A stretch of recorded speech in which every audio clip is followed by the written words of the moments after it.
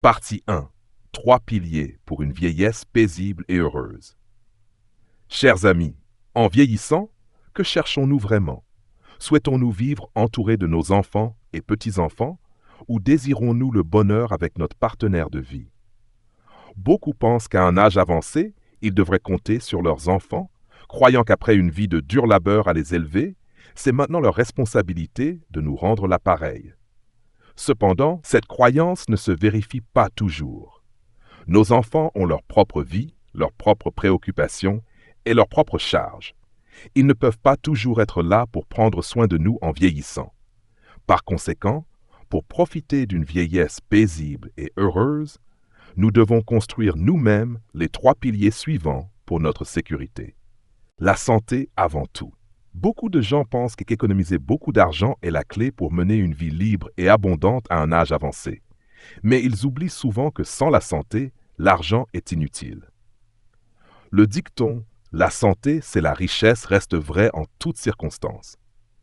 Quand nous sommes jeunes, nous sommes parfois tellement absorbés par notre travail que nous négligeons notre santé, souvent en sacrifiant notre bien-être pour réussir.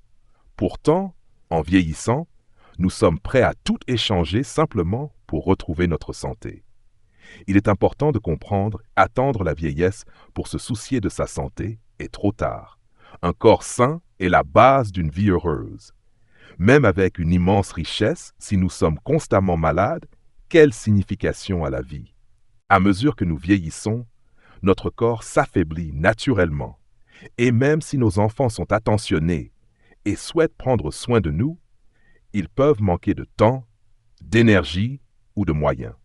Sans santé, sans la capacité de travailler ou même de prendre soin de nous-mêmes, nous devenons un fardeau pour les autres. Et aucun parent ne souhaite être un fardeau pour ses enfants. Prendre soin de votre santé à un âge avancé vous profite non seulement à vous, mais soulage aussi vos enfants d'une préoccupation supplémentaire. En réalité, rester en bonne santé est une responsabilité que nous avons envers nous-mêmes et nos proches. Apprenez à comprendre votre corps, découvrez ce dont il a besoin et prenez le temps de faire de l'exercice et de bien manger. Mener une vie saine garantit non seulement que vous ne serez pas un fardeau pour vos enfants, mais remplit également vos journées d'énergie et de vitalité. Ne sous-estimez pas le pouvoir d'un corps en bonne santé.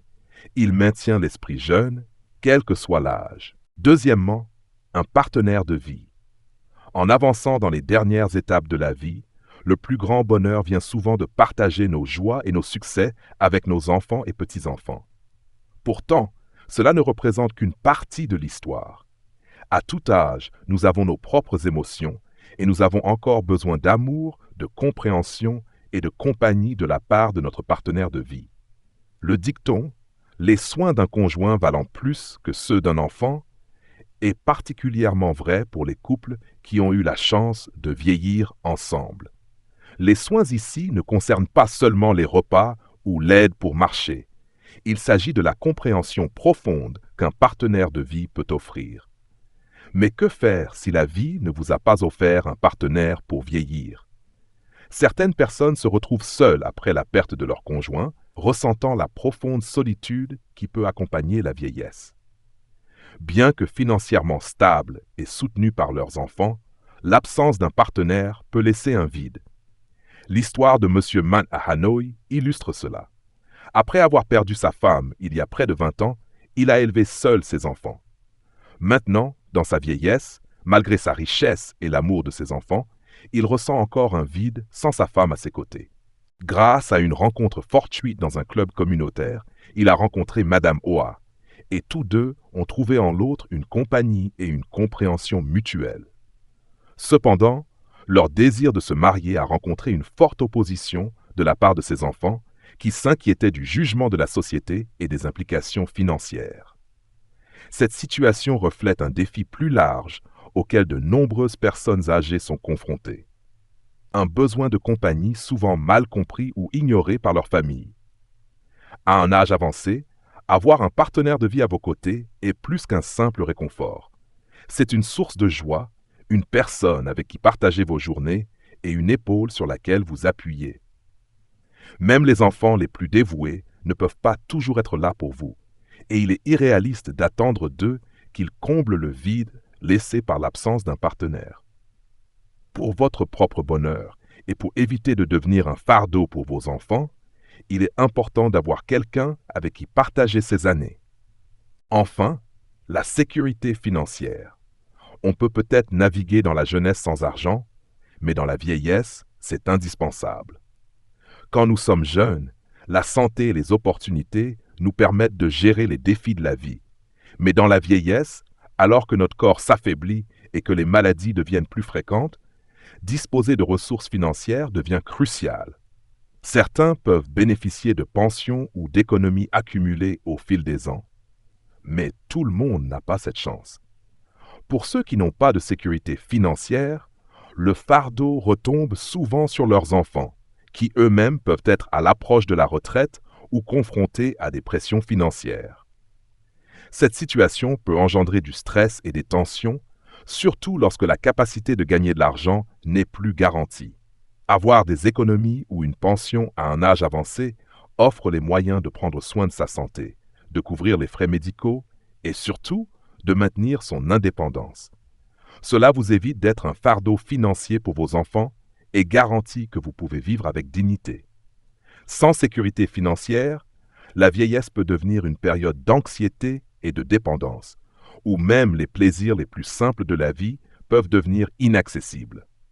En revanche, avec des ressources suffisantes, vous pouvez profiter de vos années dorées sans vous soucier de l'argent ou dépendre des autres. Les histoires que nous entendons sur les personnes âgées maltraitées ou négligées découlent souvent de leur dépendance financière.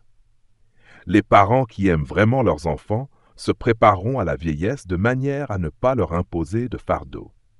Avoir les moyens d'engager une aide si nécessaire ou de payer pour ses propres soins garantit que vous pouvez vivre vos jours dans la paix et le confort. Chers amis, traditionnellement, les cultures asiatiques ont accordé une grande importance aux enfants comme principal système de soutien pour leurs parents âgés. Cependant, dans le monde d'aujourd'hui, il est important d'adopter une approche plus proactive, comme on le voit dans de nombreux pays développés. En vous préparant à votre propre vieillesse, en entretenant votre santé, en sécurisant vos finances et en chérissant votre partenaire de vie, vous pouvez garantir une vie de dignité et de bonheur à l'abri d'une dépendance inutile envers vos enfants. Ces trois piliers, la santé, un partenaire de vie et la sécurité financière, sont les fondations les plus fiables pour une vieillesse paisible et épanouissante. Si vous trouvez cette vidéo inspirante et motivante pour passer à l'action, commentez le chiffre 9. Sinon, commentez le chiffre 0. Votre avis compte beaucoup pour nous. Merci pour votre temps précieux. Partie 2. 3 secrets pour prospérer après la perte de son conjoint. Vous êtes-vous déjà demandé comment vous feriez face si vous perdiez votre conjoint? La vie peut être imprévisible et la perte d'un partenaire peut vous laisser un sentiment de vide et d'absence de direction. Mais que se passerait-il s'il existait des secrets pour non seulement survivre, mais aussi prospérer après une perte aussi profonde? Rejoignez-nous pour découvrir les histoires inspirantes de 3 personnes qui ont traversé ce voyage difficile et qui partagent les leçons les plus importantes qu'elles ont apprises. Découvrez comment vous pouvez trouver l'espoir, l'indépendance et le bonheur, même après la perte la plus déchirante. La vie dans ce monde est imprévisible. Vous ne savez jamais jusqu'où la personne que vous aimez peut vous accompagner. Misaki disait que la vie est comme un train et que chacun ne peut vous accompagner qu'une partie du voyage. Quand ils doivent partir, vous devriez être reconnaissant, car ils ont passé des moments merveilleux avec vous. Si quelqu'un peut vous accompagner tout au long du voyage, vous devriez être encore plus reconnaissant. Avoir un partenaire quand on est jeune et quand on est vieux est une bénédiction. Mais tout amour ne peut durer toute une vie. Certains partenaires quittent ce monde tôt à cause de maladies ou de catastrophes. Lorsque le conjoint disparaît, la maison devient vide, comme si la vie avait perdu son soutien. Cependant, aussi triste ou douloureux que ce soit, le temps ne s'arrête pour personne, et les défunts ne reviennent pas à la vie. Lorsque votre conjoint décède, vous devez vous soigner tout en continuant à bien vivre votre vie. 3 personnes expérimentées partagent leurs histoires personnelles pour dire à leurs amis d'âge moyen et avancé que si votre conjoint part le premier, vous devez refuser de faire 3 choses pour vivre une vie décente dans vos dernières années.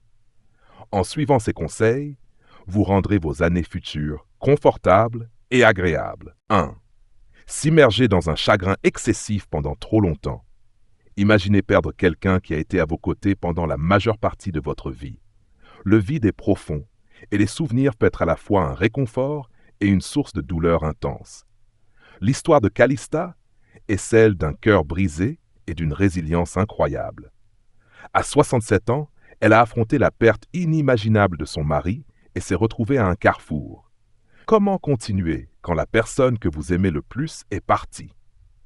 Le parcours de Calista, passant du désespoir à la redécouverte d'un nouveau sens à la vie, est un témoignage de la force de l'esprit humain. Son histoire ne parle pas seulement de chagrin, mais aussi d'espoir retrouvé et d'apprentissage pour revivre. Rejoignez-nous pour explorer son récit émouvant et découvrez comment, même dans les moments les plus sombres, il y a une voie pour trouver la lumière et un sens. Calista, âgée de 67 ans, a dit « Quand j'avais 64 ans, mon mari est décédé. Chaque fois que je repense à l'époque où il venait de partir, j'ai encore du mal à accepter. Pendant ces jours-là, j'étais comme un cadavre ambulant, ayant l'impression que la vie n'avait aucun sens. De nombreuses fois, j'ai pensé qu'il vaudrait mieux le rejoindre. Je pleurais souvent jusqu'à m'endormir, surtout la nuit où je ne pouvais pas dormir pendant des nuits entières.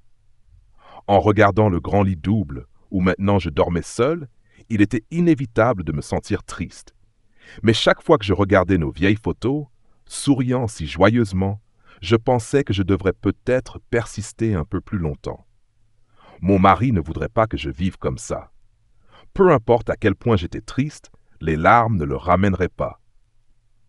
Alors, j'ai continué d'être triste, de bien vivre, et de le laisser dans un autre monde, se sentir en paix, est ce que je devais faire. Calista a finalement compris. En effet, la séparation entre la vie et la mort est la chose la plus triste au monde. Mais les défunts sont partis, et les vivants continuent. Peu importe à quel point le passé était heureux, ou à quel point les souvenirs sont doux, on ne peut pas toujours s'attarder sur le passé et négliger la beauté présente et les espoirs futurs. Apprendre à aller de l'avant et à bien vivre dans le présent n'est pas seulement un devoir envers soi-même, mais aussi une façon de laisser le conjoint défunt reposer en paix. Lorsque le conjoint disparaît le premier, restez calme, réconfortez-vous, prenez bien soin de votre santé, gardez l'esprit clair et ne laissez pas le chagrin vous submerger. Ajustez lentement votre état d'esprit, retrouvez confiance et vivez une vie autonome et forte. Courage, mangez quand vous en avez envie, dormez quand vous pouvez, promenez-vous dans le parc et flânez dans les rues. Ne dépendez pas des autres. Apprenez à apprécier la solitude avec élégance et sagesse, en nourrissant votre monde spirituel et votre solitude comme on sirote un vin vieilli, savourant la vie sans fin. Lorsque vous vous sentez seul, retrouvez des amis, discutez de tout et trouvez de la joie dans la solitude. Ainsi, même les années de solitude seront agréables. Faire face à la perte d'un partenaire de vie est l'une des expériences les plus difficiles que quelqu'un puisse vivre. L'histoire de Calista met en lumière pourquoi ce sujet est si important à discuter et à comprendre. Premièrement, son expérience montre que le chagrin est une émotion universelle qui ne fait pas de discrimination par âge, origine ou culture. Elle nous rappelle que ressentir une profonde tristesse et une solitude après la perte d'un être cher est normal et fait partie de l'expérience humaine partagée. Cette compréhension peut aider les gens à se sentir moins isolés dans leur douleur, sachant que d'autres ont traversé des luttes similaires. Deuxièmement, le parcours de Calista, passant du désespoir à la découverte d'un nouveau but, souligne l'importance de la résilience. La vie peut apporter des changements inattendus et douloureux, mais son histoire montre qu'il est possible de se reconstruire et de trouver un sens même après une perte significative. Ce message est crucial car il offre de l'espoir à ceux qui traversent actuellement des difficultés. Il leur dit que, bien que la douleur ne disparaisse jamais complètement, il existe un chemin à suivre qui inclut la joie et l'épanouissement. De plus, L'histoire de Calista souligne l'importance des soins personnels et de la santé mentale. En période de deuil profond, il est facile de négliger son bien-être. La décision de Calista de se concentrer sur sa santé, de trouver de la joie dans les petites choses et de se tourner vers ses amis met en évidence des étapes pratiques qui peuvent aider d'autres personnes dans des situations similaires. Elle encourage les gens à prendre soin d'eux-mêmes, à chercher du soutien et à ne pas avoir peur de renouer avec la vie. En outre, son histoire met en lumière le pouvoir des souvenirs et leur rôle dans la guérison. Calista a trouvé du réconfort en regardant de vieilles photos et en se rappelant les moments heureux passés avec son mari. Cet acte de chérir des souvenirs positifs peut être un outil puissant pour faire face à la perte, permettant aux gens d'honorer leurs proches tout en avançant dans leur propre vie. Enfin, l'expérience de Calista illustre l'importance de vivre dans le présent et de se tourner vers l'avenir. Elle nous enseigne que, bien qu'il soit naturel de faire son deuil et de se souvenir du passé, il est tout aussi vital de trouver de nouvelles sources de bonheur et de but. Cet équilibre est essentiel pour vivre une vie épanouissante, même après avoir traversé une perte profonde.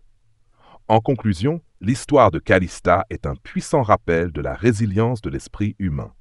Elle nous enseigne l'importance de prendre soin de soi, le pouvoir réparateur des souvenirs et la nécessité de trouver un équilibre entre l'hommage au passé et l'acceptation de l'avenir.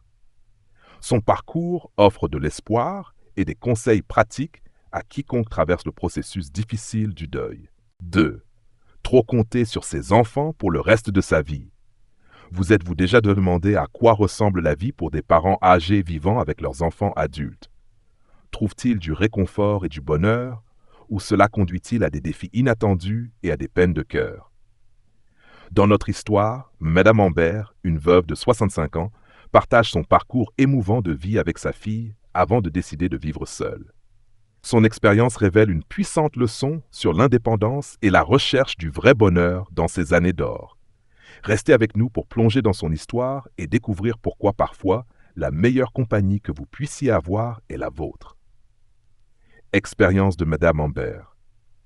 Madame Ambert, âgée de 65 ans, a déclaré « Après le décès de mon conjoint, j'ai vécu avec ma fille pendant de nombreuses années, et maintenant je vis à nouveau seule.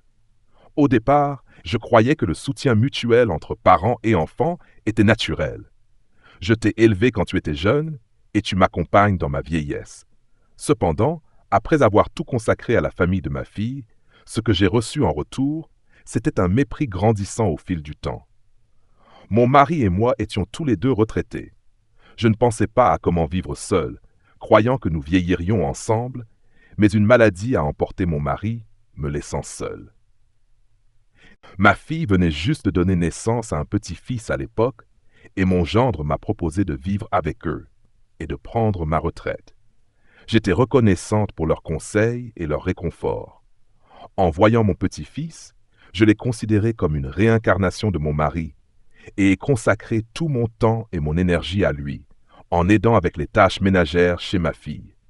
Au début, ma fille et mon gendre me donnaient un peu d'argent chaque mois pour mes dépenses, mais ils ont arrêté ensuite, en disant que j'avais ma pension. À mesure que mon petit-fils grandissait, ma pension ne suffisait plus pour une famille de 4. J'ai mentionné cela à ma fille à plusieurs reprises, mais elle semblait impatiente, me donnant parfois un peu d'argent, mais en feignant souvent d'oublier. Les personnes âgées parlent beaucoup et vivre ensemble mène inévitablement à des désaccords. Parfois, je ne pouvais pas m'empêcher de critiquer ma fille pour son manque de frugalité, faisant des achats en ligne chaque jour sans économiser pour les jours difficiles. Concernant l'éducation de mon petit-fils, ma fille et mon gendre le laissaient se développer naturellement, tandis que je pensais que les enfants devaient être disciplinés dès leur plus jeune âge. Avec le temps, un fossé s'est creusé entre nous. Il me parlait avec moins de politesse et de respect. Réfléchissant à mes années passées chez ma fille, j'ai choisi de vivre seul à nouveau. Lorsque j'ai proposé de retourner chez moi, ils ont dit qu'ils allaient me manquer, mais étaient visiblement heureux et soulagés. Il semblait que ma présence était un fardeau. Ils avaient besoin de mon aide quand mon petit-fils était jeune, Mais maintenant, il pouvait se débrouiller seul. De retour chez moi, au début, je me sentais seule et inactive. Je n'étais plus occupée et la vie était simple. Mais je me sentais vide et perdu, sans soutien émotionnel. Après un certain temps, j'ai appris à apprécier la solitude, à redécouvrir certains de mes intérêts, à rejoindre des cours de calligraphie et de peinture, ainsi que des groupes communautaires, où j'ai rencontré quelques amis partageant les mêmes idées. Mes journées sont épanouissantes. J'ai réalisé qu'une vie d'argent, de loisirs et de liberté est l'idéal auquel j'aspirais depuis longtemps. Après le décès de mon mari, j'ai finalement vécu la retraite que je voulais. L'histoire de Madame Amber est un puissant rappel de l'importance de l'indépendance et de l'autonomie dans nos années d'or. Alors que l'espérance de vie augmente, beaucoup de personnes se retrouvent confrontées au défi de vivre seules après la perte d'un conjoint. Bien qu'il puisse sembler idéal de vivre avec ses enfants adultes, cet arrangement entraîne souvent des difficultés inattendues. L'expérience de Madame Amber met en lumière plusieurs raisons pour lesquelles maintenir son indépendance est crucial pour les personnes âgées. Premièrement, vivre avec ses enfants peut entraîner des conflits en raison des différences générationnelles. L'histoire de Madame Amber montre comment des points de vue divergent sur l'argent, l'éducation des enfants et les habitudes quotidiennes peuvent créer des tensions. Ce n'est pas seulement une question culturelle, mais une réalité universelle. Aux États-Unis, les familles font souvent face à des défis similaires, où le désir d'indépendance entre en conflit avec le besoin de soutien familial. Deuxièmement, le sentiment d'être un fardeau peut être émotionnellement éprouvant. Madame Amber s'est sentie non appréciée, voire rejetée, après des années à se consacrer à la famille de sa fille. Cette tension émotionnelle peut conduire à des sentiments d'inutilité et de dépression chez les parents âgés. Dans la culture américaine où l'indépendance est très valorisée, l'idée d'être un fardeau peut être particulièrement difficile à supporter. Troisièmement, trouver un épanouissement personnel est essentiel pour une retraite heureuse et en bonne santé. Madame Amber a fini par découvrir la joie dans sa solitude, en redécouvrant des passe-temps et en se faisant de nouveaux amis. Cela met en évidence l'importance de poursuivre des intérêts personnels et de rester actif socialement, des éléments clés pour une retraite épanouissante. De nombreux seniors aux États-Unis trouvent le bonheur dans les centres communautaires, les clubs et le bénévolat, qui offrent tous un sentiment de but et d'appartenance. En conclusion, bien que vivre avec des enfants adultes puisse sembler une solution pratique pour les parents âgés, l'histoire de Madame Amber montre que l'indépendance mène souvent à un plus grand bonheur et à un épanouissement personnel. Encourager les seniors à tracer leur propre chemin et à maintenir leur autonomie peut conduire à une retraite plus satisfaisante et digne. C'est une leçon qui résonne profondément dans la culture américaine, où la poursuite du bonheur et de l'indépendance est une valeur fondamentale. 3. Se précipiter pour trouver un nouveau partenaire ou se remarier. Envisagez-vous de trouver un nouveau partenaire ou de vous remarier à un âge avancé? Avant de franchir cette étape, écoutez l'histoire de Madame Fong. À 62 ans, elle pensait avoir trouvé une nouvelle compagnie après le décès de son premier mari, pour finalement faire face à des défis inattendus et à une peine de cœur. Son expérience sert de mise en garde pour quiconque envisage le remariage dans ces années d'or. Rejoignez-nous pour explorer les risques et les réalités du remariage tardif à travers le parcours de Madame Fong. Vous pourriez y trouver des enseignements précieux pour éviter des regrets futurs. Expérience de Madame Kelly. Madame Kelly, âgée de 62 ans, a déclaré « Ayant vécu 2 mariages, mon premier mari est décédé quand j'avais 53 ans. 3 ans plus tard, je me suis remariée, mais j'ai divorcé en moins d'1 an. Penser à mon 2e mariage me fait encore mal et me met en colère. Je veux partager mon expérience pour rappeler à d'autres qui envisagent le remariage. À 50 ans, j'ai pris ma retraite, espérant voyager avec mon mari après sa retraite pour rattraper le temps perdu. Malheureusement, il est mort de maladie avant sa retraite. Après son décès, j'ai été en deuil profond pendant longtemps. Mon fils, me voyant si déprimé, s'inquiétait et voulait que je vive avec lui, mais je ne voulais pas le déranger. Ils étaient déjà assez occupés. Mon fils a alors voulu m'inscrire à un groupe de voyage pour seniors, pour me remonter le moral, mais je ne voulais pas le déranger. Alors je me suis inscrite moi-même à un cours de danse et de récitation de poésie. Là, j'ai rencontré mon deuxième mari, Monsieur Gali. Au début, nous étions juste des connaissances. Un jour, je me suis foulé la cheville en descendant les escaliers. Monsieur Gali m'a immédiatement aidé à aller à l'hôpital et a pris soin de moi à la maison. Pendant ces quelques jours où je ne pouvais pas assister aux cours, il venait tous les jours m'aider. Peu à peu, nous nous sommes rapprochés. 2 mois plus tard, Monsieur Gali a fait sa demande en mariage, disant qu'il m'aimait et voulait vivre ensemble pour un soutien mutuel. J'étais heureuse, mais je n'ai pas accepté immédiatement, disant que j'en discuterais avec mon fils. Mon fils n'a pas opposé de refus, mais a suggéré de rencontrer la famille de Monsieur Gali pour voir comment ils étaient. Monsieur Gali a accepté volontiers. Ce soir-là, les 2 familles ont dîné ensemble. Par la suite, mon fils m'a conseillé d'observer davantage et de ne pas me précipiter dans le mariage, mais je ne l'ai pas écouté, pensant que Monsieur Gali était assez bien. Quelques jours plus tard, nous avons enregistré notre mariage, et j'ai emménagé chez lui. Au début, nous nous entendions bien. Bien que je fasse toutes les tâches ménagères, cela ne me dérangeait pas, puisque je le faisais déjà avant. Les conflits ont commencé lorsque 3 vieilles amies m'ont invité à voyager. J'ai accepté sans hésitation, mais M. Gali était mécontent, disant que personne ne ferait le ménage si je partais. J'ai trouvé cela injuste. Est-ce que j'étais embauché pour faire le ménage? Ce jour-là, nous nous sommes disputés violemment. Il a dit des choses blessantes, insinuant que je ne servais à rien en dehors des tâches ménagères. Pour la première fois, j'ai douté de ce mariage. En rentrant de ce voyage, les choses ont empiré. Le fils de M. Gali a divorcé, nous laissant avec un petit-fils à charge. Au début, je m'en suis occupé comme si c'était le mien, mais il était gâté, difficile avec la nourriture et faisait des crises si quelque chose ne lui plaisait pas. Après quelques jours, je n'arrivais plus à gérer. J'en ai parlé à M. Gali, suggérant que son fils reprenne le petit-fils. M. Gali s'y est fortement opposé, disant « Tu n'es pas la mère de mon petit-fils, alors ne t'en mêle pas. Si tu ne peux pas le faire, tiens-toi à l'écart. » Je me suis senti extrêmement lésé, comprenant finalement que le remariage à cet âge est difficile.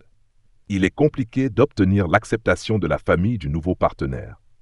Après des mois à supporter cette situation, j'ai demandé le divorce car je ne pouvais plus vivre ainsi. Heureusement, le divorce s'est déroulé sans encombre. En réfléchissant maintenant, je pense que vivre seul peut être solitaire, mais c'est mieux que de faire face à autant de problèmes. Comprendre les défis et les risques du remariage à un âge avancé est crucial pour plusieurs raisons. L'histoire de Mme Kelly illustre les complications potentielles qui peuvent survenir lorsque des vies sont mêlées plus tard dans la vie. Premièrement, les remariages chez les personnes âgées impliquent souvent des habitudes et des points de vue profondément ancrés, développés au fil des décennies. Ces différences peuvent rendre la cohabitation harmonieuse difficile. Contrairement aux jeunes couples, les personnes âgées peuvent trouver plus compliqué de s'adapter au style de vie et aux attentes d'un nouveau partenaire. Madame Kelly en a fait l'expérience directement lorsqu'elle s'est heurtée à Monsieur Gali sur les responsabilités ménagères et les projets de voyage. De tels conflits peuvent engendrer un stress important et une insatisfaction. Deuxièmement, l'acceptation par la famille d'un nouveau partenaire peut être difficile à obtenir. Les enfants et petits-enfants plus âgés peuvent avoir des routines et des attentes établies qu'un nouveau conjoint vient perturber. Dans le cas de Madame Kelly, le fils et le petit-fils de Monsieur Gali ont ajouté une tension inattendue à son nouveau mariage. Le manque d'acceptation et de coopération des membres de la famille peut créer un environnement de tension et de ressentiment, rendant le mariage plus difficile à faire prospérer. De plus, la préparation émotionnelle est un autre facteur essentiel. Après la perte d'un conjoint, la solitude et la peur de l'avenir peuvent pousser une personne à chercher rapidement de la compagnie. Cependant, cette précipitation peut entraîner une négligence des signaux d'alerte potentiels. La décision rapide de Mme Kelly de se marier avec M. Gali, malgré les conseils de son fils de prendre le temps d'observer et d'attendre, a finalement conduit à une déception et à un autre divorce. Une guérison émotionnelle et une évaluation minutieuse de ses besoins et attentes sont indispensables avant d'entrer dans un nouveau mariage. Enfin, les complications financières et juridiques sont courantes dans les remariages à un âge avancé. Des questions comme l'héritage, les décisions de santé et le partage des biens peuvent devenir conflictuelles. Bien que l'histoire de Mme Kelly ne traite pas de ces aspects, il reste des considérations importantes pour quiconque envisage de se remarier plus tard dans la vie. En conclusion, bien que la compagnie à un âge avancé soit précieuse, l'expérience de Mme Kelly souligne l'importance d'une réflexion approfondie et d'une évaluation minutieuse avant de décider de se remarier. Comprendre ces défis potentiels peut aider les individus à prendre des décisions éclairées, conduisant à des relations plus heureuses et plus stables. En conclusion, la vie après la perte d'un conjoint peut être incroyablement difficile, mais il est possible de retrouver la joie et l'épanouissement. En évitant un deuil prolongé, une dépendance excessive envers les enfants et une précipitation dans une nouvelle relation, vous pouvez créer une vie riche et significative pour vous-même. Prenez soin de votre santé. Engagez-vous dans des activités qui vous apportent du bonheur et créez de nouvelles connexions avec les autres. Adoptez votre indépendance et chérissez les souvenirs de votre être cher, tout en étant ouvert à de nouvelles expériences.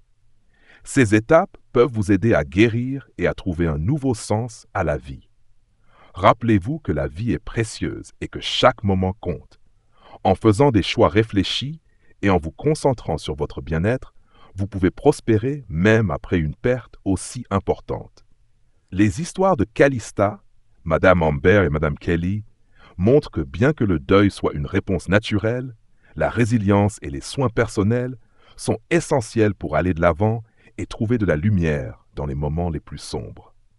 Si vous trouvez cette vidéo inspirante et motivante pour passer à l'action, commentez le chiffre 9. Sinon, commentez le chiffre 0. Votre avis compte beaucoup pour nous. Merci pour votre temps précieux.